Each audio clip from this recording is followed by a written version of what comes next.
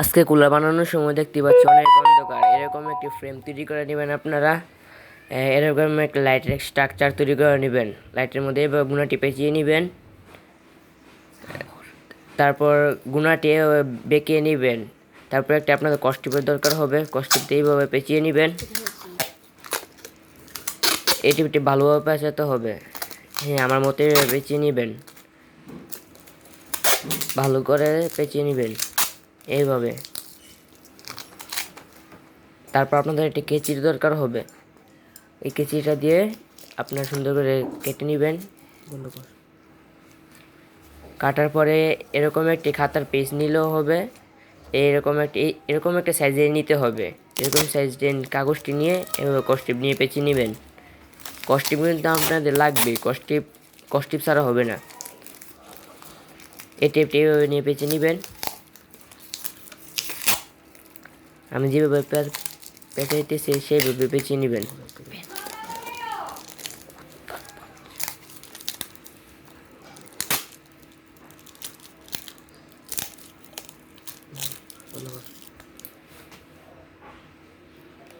তারপর কিছুটা এরকম দেখাবে।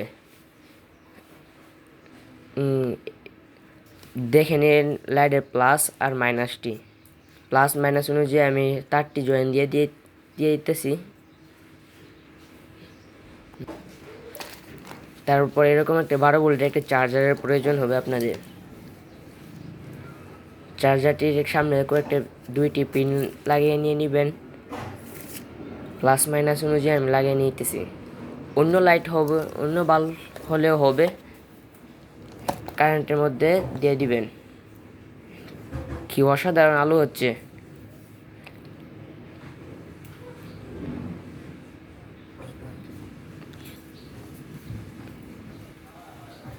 কিরকম আলো হচ্ছে, পুরো রুমই উজ্জ্বল হয়ে গেছে।